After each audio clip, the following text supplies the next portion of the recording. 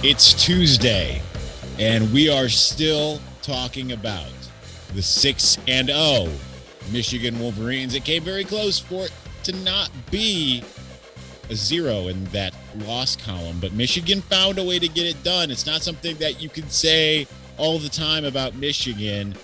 Certainly something about this team, and to talk about it, as we are always, Jake Butt, the Mackey Award-winning tight end, joining 4 X's and O's. Jake, good to have you as always, man. Likewise, Isaiah. Hey, listen, man, we don't live in a world of close or what ifs or what could have been. You live in a world of results. You either did or you didn't. And ultimately, Michigan, we got it done. So don't and here's the thing I was thinking about over the weekend too. Just a quick thought, it'll translate beautifully into the game. You don't know what kind of team you have when things are going well. You know what type of team you have when your back's against the wall. So we saw a little bit of adversity against Rutgers, and we responded. Good. Little bit going into half in the Wisconsin game. Ultimately, we saw the result there. This was 4 quarters of adversity, though. Especially we take our first, we're down. We let the opponent take a lead for the first time this season. In the fourth quarter. I know everyone was a little nervous. I was a little nervous. We found a way to get it done. That's a step in the right direction because we haven't seen that for a couple of years. So a lot to get here, a lot to talk about today. Super excited, but you're 6-0 going to the bye week. What more could you ask for? And let's keep in mind that for anyone who says, well, congratulations, you beat a Nebraska team that has found ways to lose all season long. Ask Alabama how it feels right now to have just lost to a Texas A&M team that has found ways to lose all season long, right? It happens. So winning is the most important thing. Michigan found a way to win. Well, with that in mind, let's start on the offensive side of the ball. Let's talk about where, and never mind, the Missouri is going crazy over here for me. Let's talk about the offensive side of the ball. It went pretty close to, the whole game went pretty much how we predicted last week in the Locked On Wolverines preview show. But certainly the offense really didn't have trouble moving the ball. There were certainly things to like, certainly things to not like. Jake, what do you take away from what you saw in this game? There's, you said it, there's a lot of things that I'm like, man, I'm really excited about what we're seeing. And then there's a couple of things that I'm not necessarily disappointed, but that I would like to see us build upon. We talked about it in our pregame show that there's going to be some chunk runs available. And you saw that, especially with Hassan Haskins, just churning out 4, 5, 6, 10, 12, 15-yard runs that wears on a defense. But especially early in the game, we were getting an empty personnel a lot. We were trying to throw the ball a lot. And, the drives were kind of stalling. We just got to connect on a couple of those plays. There's just a couple plays where it's, a foot away from connecting here or there. But like we just said, you don't live in a world of, oh, we were this close. You either did or you didn't. So you look back at that and you're like, man, if we could just connect on a couple of those shot plays or connect on a couple of those crossers, the offense is going to be that much more fluid. And looking ahead to the rest of the season, we're going to play tougher opponents than Nebraska. So we are going to need to find a way to make those plays. But the run game, highly, highly encouraged by it. The offensive line and tight ends playing remarkable. Those guys up front, Stubert, the tackle, just moving guys, just snatching you in your chest, man against man, and moving you off your spot. And as a football fan, that gets you really excited. You got the tight ends rotating, 4 or 5 tight ends running around. They're hitting, they're running. We're getting them the ball across the middle. We're getting them the ball and they're moving the chains.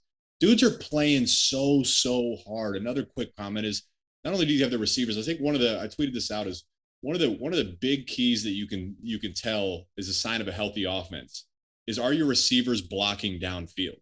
The receiver, that's sacrifice. Like, your receiver, you want the glory, you want the go ball outside for 60 yards and everyone's screaming your name. But very few people are watching the game and saying, oh man, we got a receiver 40 yards downfield driving a guy out of bounds. And I think you continue to see that week in, week out. And that just speaks on a just general belief that, hey man, we got to all do our job and our part in everything we say we want in this season is there for the taking. So little good, little bad, but ultimately, you got the win. And again, I think Gaddis called a good game.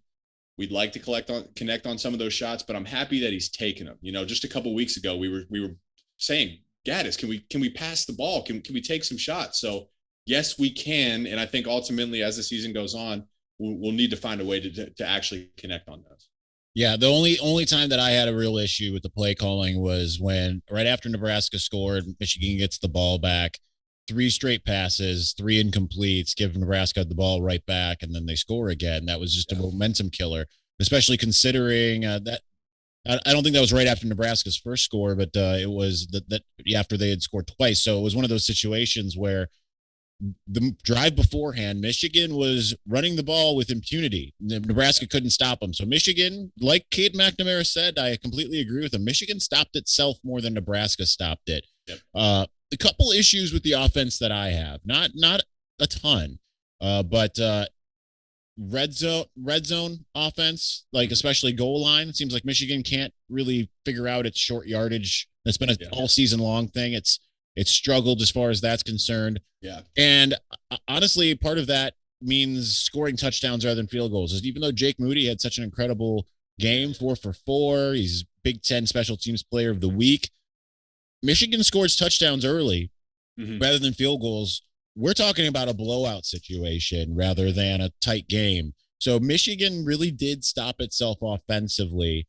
One of the things that I want to ask you about is Cade McNamara, because there's certainly a lot of discord within the fan base right now. People are starting to really clamor for JJ McCarthy because even though McNamara had in my opinion, he had a good game. It wasn't a perfect game. He threw for 57%, but he still had 250 some yards. He drove the team when he needed to. He made the big throws when he needed to, when it was the most important, which is, I think, what you really want from a quarterback. But in your eyes, what are you seeing from him? What do you like? What do you dislike? What do you think needs to happen going forward for Cade McNamara? Cade's best attribute and his best quality is his leadership ability and how he manages the game. He stays even keel all season, all off season, all game. Cade just comes in there. He threw an interception in the game, and I'm like, oh man, like he doesn't go out there the next drive and try to make up for it by making dumb throws. He goes out there and it's literally out of his brain. It's like, hey, this is a new drive. Let's go just try to put together a good rack of plays essentially. So his best quality is his leadership. And again, everyone's just settled when Cade's in there. They know Cade's going to make the right play. They know Cade's going to get them in the right position. They know Cade understands the offense, understands the defense. Cade's a veteran, so he settles. But again, you look at some of the plays with Cade. There's a difference between a completion and what a completion could have been. Oftentimes you look at quarterbacks, and if you're running across the field and the ball's behind you and you got to turn back and catch it, a defender is going to tackle you right away. But if you can lead them and hit them perfectly, now maybe that you get another 5, 6, 7 yards after the catch. You saw that on the deep ball with Summerstill. Deep ball, great catch, great play, but that needs to be a touchdown. We didn't score on that, right? We ended up, was that the goal line? Was that? Yeah, that was the field goal situation because that was the 3. The constant review. That was when we were in constant review because I believe they reviewed that play. Then they reviewed every play from there on in. Yeah. And then there was the Cade getting tripped up and on third down and what would have been a touchdown. I mean, that's critical though, is that's a foot, maybe 6 8 inches, maybe of it being a perfect pass. But football is a game of inches, especially in a tight road game like that, in an environment like that. The Cornhusker fans were fired up. We do expect perfection. You have to expect perfection from yourself. And I'm good. Cade expects perfect. Cade self-corrects. Cade understands he's going to be better. He's going to continue to be better. But, ultimately, if you're going to beat Ohio State, if you're going to beat Michigan State, if you're going to beat Penn State, if you're going to go on the road and win some tough games, you want to be a Big Ten champion. That has to be 7 points. And you really don't even want to get in your goal line offense. You just want to connect on a pass like that. Just have the receiver walk into the end zone. So ultimately, the thing about Cade you love is he's steady. I know anything that we would say to Cade, Cade's already said to himself, and Cade's already working on it to correct it this week. So, it's good to see JJ in there. I think JJ is very, very talented. And I love that there's no drama at all between the two of them. They're just focused on doing their job. So what I like to see is we see a lot of read options with JJ. Dude can throw the ball. Maybe we could have sprinkled a little creativity with him throwing the ball in there, but hindsight's 2020. Ultimately, I think we see Cade start next week and going forward until proven otherwise. I do too, and I think that it's the old axiom here in Ann Arbor, the idea that the backup quarterback is always the most popular man on campus. I understand that's even going to be more of the case when you have the backup as a 5-star, but in Michigan, starting Cade McNamara for a reason. Matt Weiss has said that, Cade McNamara has earned the job. I just want to put anything that people are saying to rest in that sense of stop wishing, because it's not going to happen and if it happens, it's because Michigan feels that JJ gives Michigan a better chance to win, but there's still a lot to learn for JJ McCarthy. You have to love, like Jake just said, Cade McNamara's leadership. That is huge, right? Because we haven't seen this type of leadership, this type of calm in a long time. And especially because there was a moment in this game that it was hearkening back bad memories for me back to your senior year, Jake. I was starting to feel like it was especially early when Michigan wasn't connecting on touchdowns. It's 13-0 going into the half. It was reminding me of the Iowa game a little bit. And I was like, oh, they are just giving Nebraska chances to be able to come back and do its thing. But you know what? Michigan got the job done. That's important. All right. From a leadership perspective, real quick, there's a human nature aspect about that. When you don't have a clear leader, you got to then you have too many leaders and no leader at the same time. You got a bunch of guys that want to be leader. Maybe they are, maybe they aren't. There's too many chefs in the kitchen. So you got a guy like Cade. He's the leader of that offense. There's no mistake about it. We got some guys on defense, Josh Ross, Aiden Hutchinson, Daxon Hill, veteran players, clear voices, clear leaders. So there's no mistake. And that's what's one of the most encouraging thing about this is you want the best teams are led within the locker room. We have clear leadership on this team, which is one of the reasons I'm really excited about the rest of the season. So quick little side point there. Now the defensive side of the ball, we now also know from the offense that they can win in a shootout situation, which is important. And then against a good defense, because Nebraska, I believe, was a 46th defense in the country going into the game. Michigan with 250 some yards passing, over 200 yards rushing. So we didn't even talk about the running backs. Before we get to the defense, we got to talk about those running backs and please, that Hassan Haskins and Blake Corum did, and that hurdle in which Hassan Haskins had in just a very key pivotal moment.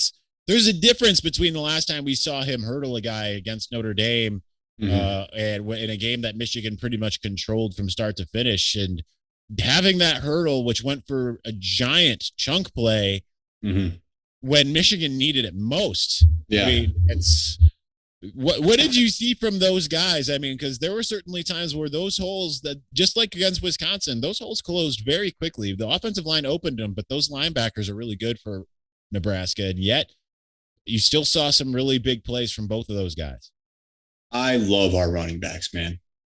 You don't hear a word about them any week. There's no drama like I want the ball more, or I want the ball more. There's you don't hear a word out of them. I don't see Hassan Haskins on social media, Blake Corum, everything's good from his. So I don't hear anything from those guys. They're just here to work. True bell cow running backs. I think Mike Hart, bringing Mike Hart in, was another great addition to the staff. Another wealth of knowledge for our running back room. And again, there's something that's referred to as running through smoke. Okay, like some of the best special teams coordinators, I talked about it. When you're a kick returner, sometimes you just got to close your eyes and hit that hole as hard as you can because bodies are flying. But you know it. We all know it. You just got to trust it and run. That's what I think I see with these guys is they're hitting these holes hard. There's no second guess. There's no dancing. They're getting the ball and rolling. And of course, it starts with the big boys up front. They're creating great movement and creating great holes. But there's no delay or no second guessing. These backs are hitting it and going, and they're delivering the contact too. And then of course the hurdle. I mean, the dude was almost standing vertically too. I love that. It's a huge momentum swing when you make a play like that. So those backs gotta be probably the best duo in country. Of course, I'm biased, but I enjoy watching those dudes play every single week.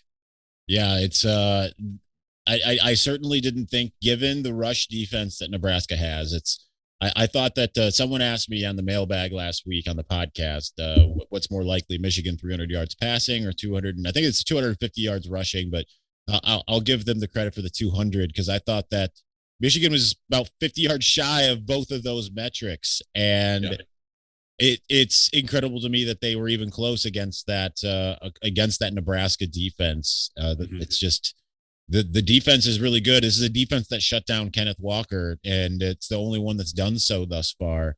And yet they still couldn't shut down the Michigan run game.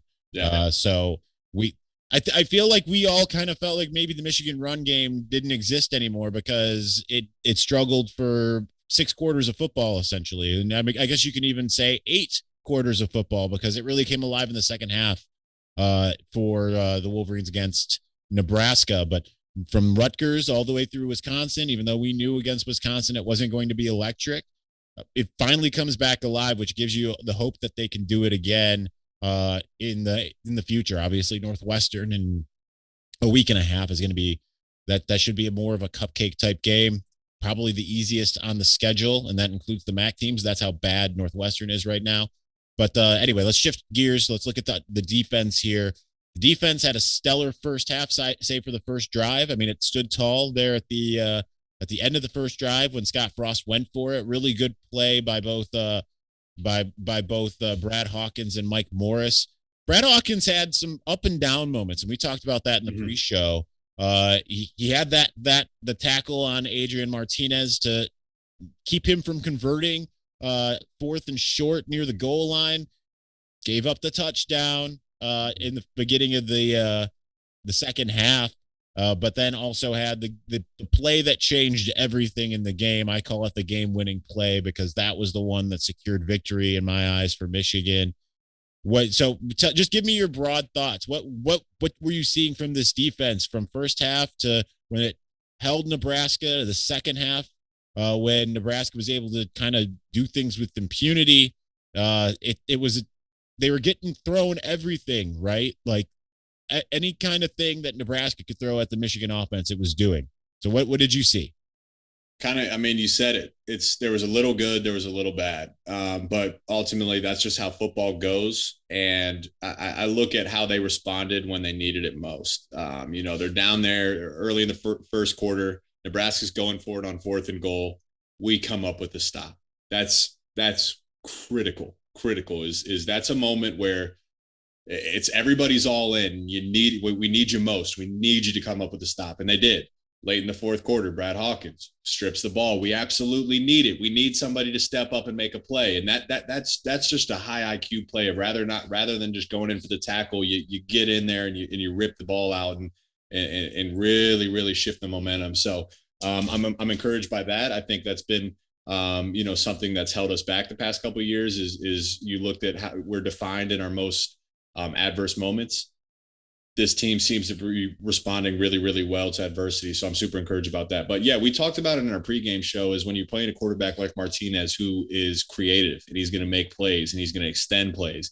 Every single person needs to be very clear about their job and do their job through the whistle, trusting that the other people are also going to do that job. So we talked about that tight end pop pass.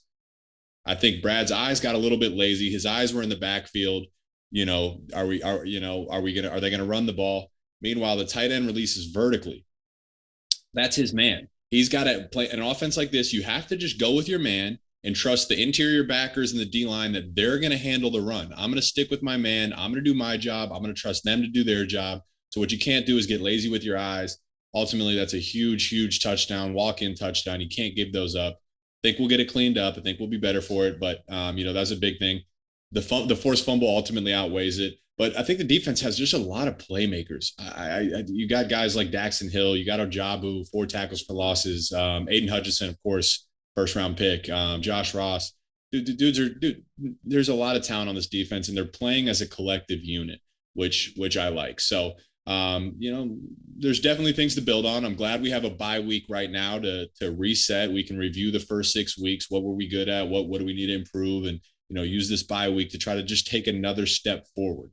The bye week is huge on coaching and scouting to try to just each week we've gotten a little bit better. Now we can get healthier. Maybe some guys come back and self-scout a little bit to even scheme better too. Because, man, everything's on the table at this point. Michigan's undefeated. So, you want to continue to just build on each week and find ways to get better.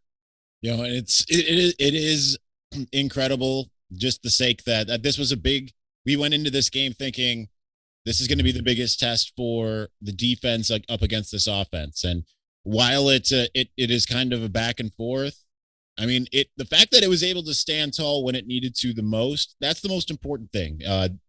Throughout the season, we saw a defense that bent but didn't break. This defense, it started to bend early, then it stood tall, and then in the second half, it bent and then it full on broke until the end when it didn't. And I think that that's crucial, because there was a point that you and I were texting, and I was curious your thoughts of the defense and what it was going to be able to do. And you had full faith that they were going to figure things out. I wasn't in any kind of like panic mode. I thought that we'd see what would happen there. But you were 100% right. You thought that the defense was going to settle in and be able to do its thing. It did exactly that. Yeah. There's like subtleties about this season that I'm really starting to notice. I'm not just watching the result of the play. I'm noticing how I feel throughout the game. Last year when things went bad, guilty as charged, I'm thinking, oh man, things are bad. Here we go again. There's a subtlety of like, oh no, this is not looking good. But like you said, you texted me this week and I just felt confident about this team, even when we're down late in the fourth quarter and things aren't looking good, where normally I'd be like, oh shoot, like, are we hitting the panic button? I just kind of feel just a sense of calm about this team. I've loved a lot of the adjustments we've made, the hires that we've made. I think it's a veteran team with, again, leadership.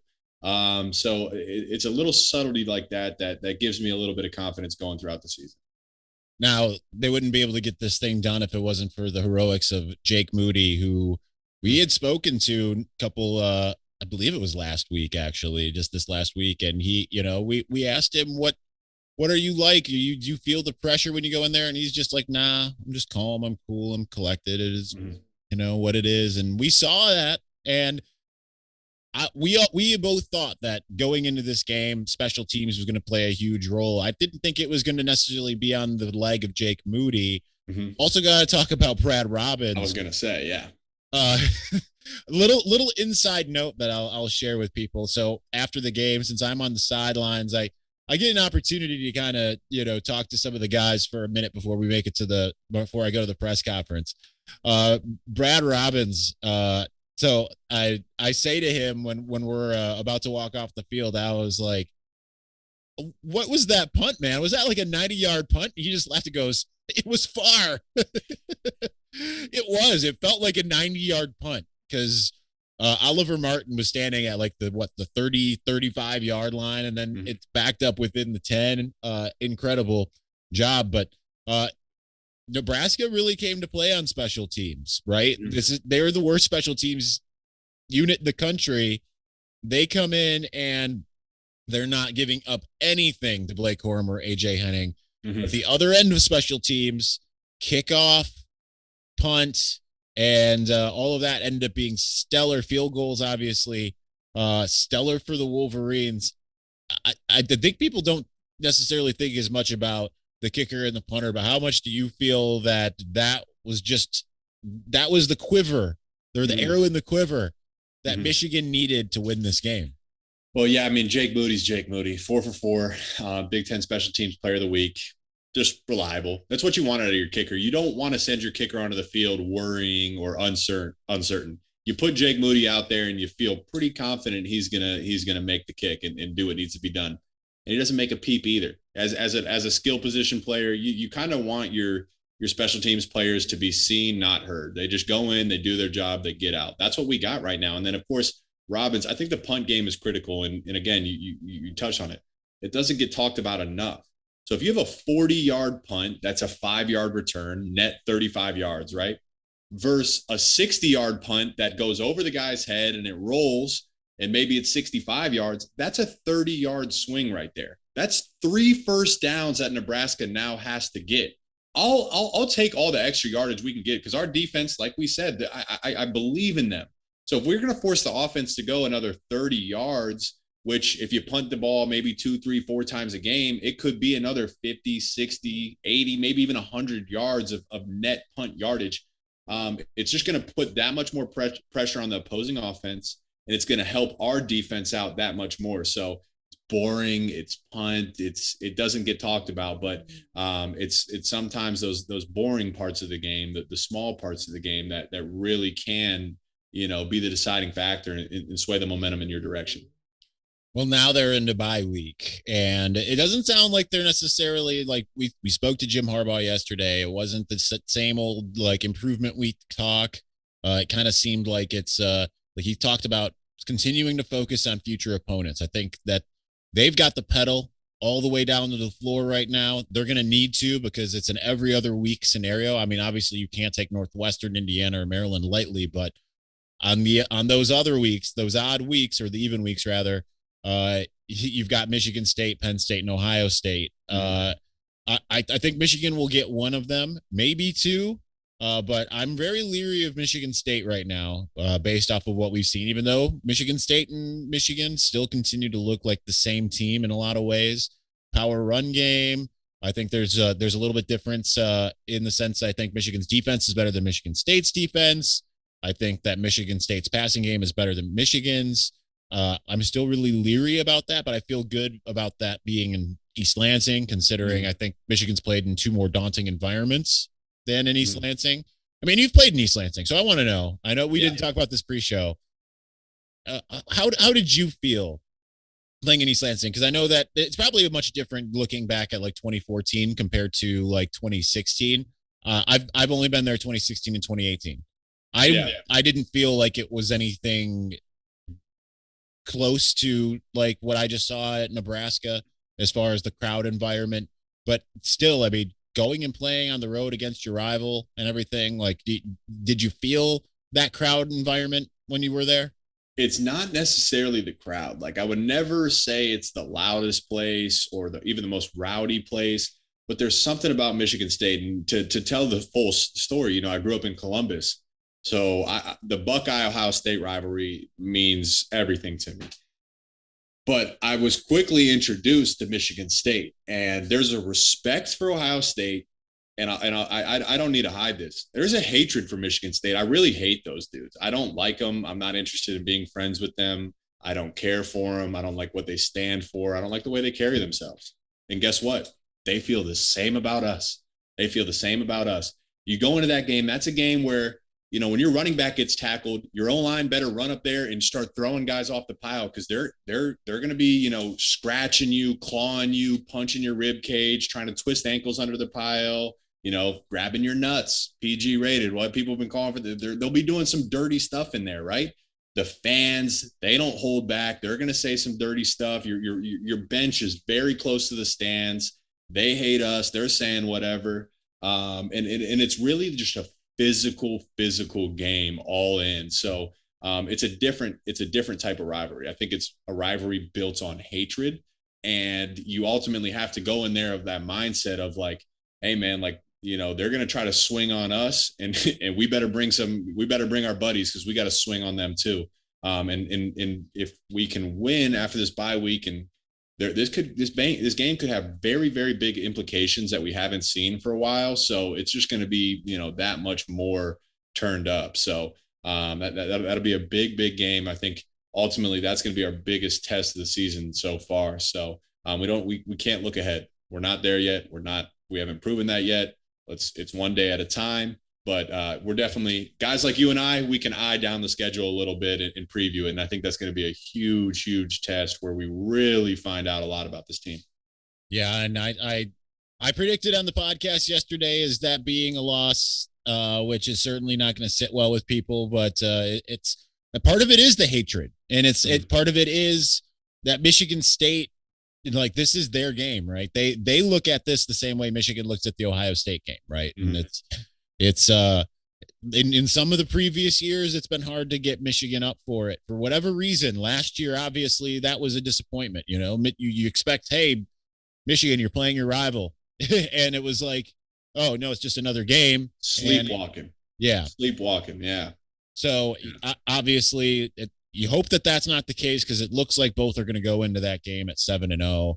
The way this team's been playing, we went back all the way to our preseason, all the way before, we started off this whole entire season against Western. We talked about Michigan needs to adapt this mindset of people are disrespecting us. People are talking bad about us. No one's giving us credit. We got to take those words and shove it down somebody's throat. And we've done that. So I expect us to go into Michigan State, hostile ass environment. And just like we've been doing in Wisconsin, Nebraska, that's our stadium now, baby. Like, that's our stadium now. We're going to go in there and roll over these dudes. And we don't care if you punch us. We're going to keep punching. We're going to keep getting up. We're going to throw the last punch too. So I'm pumped for that game, but bye week, let's be good. We got Northwestern, but yes, I'm very excited about that game. Yep. So, all right, that's going to do it for us today. First, before though we do, who are your players of the game for Michigan? Yep. We gotta find out who is your offensive and defensive guys. Who are those guys? Defensively, I know Aiden Hutchinson wins the Big Ten Defensive Player of the Week. Probably could win it every week. Maybe not in the stat sheet, but how he affects the game, he's a beast. But I'm going to go with Daxton Hill. I think he's playing really good ball. Seems to be in the right place at the right time. He's making plays, consistent. And then Ojabo's continuing to elevate his game. 4 tackles for loss, really affecting the game, making plays when his number's called about. Super encouraged about those guys. And then offensively, of course, you have the running backs. But let's give a little bit of credit to the big boys and the tight ends. I think it really that's where the story starts. I think the offensive line, the tight ends, collectively, all 5 guys, and then any tight end that played, we'll give them the medal for the player of the game this week. Really happy to see Eric all getting some big catches. I've got to show you a picture that of him with the ball in his hands, his offhand, he's carrying the ball. He's got his offhand pushing the other guy's helmet down. It's so good. I would have to send that to you. If you want to see it, the viewer, it's in the Wolverines' photo gallery. Just look for the best photos from Michigan's 32-29 win over Nebraska. All right, Jake.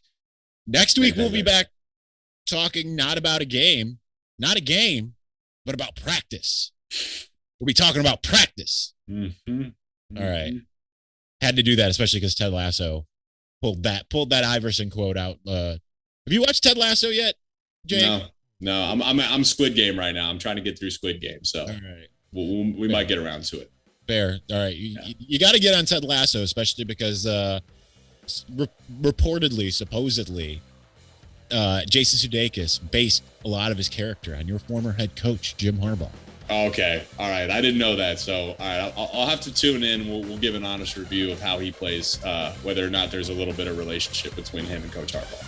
So, all right. That's X's and O's. Thank you for watching. We will be back next week talking about practice.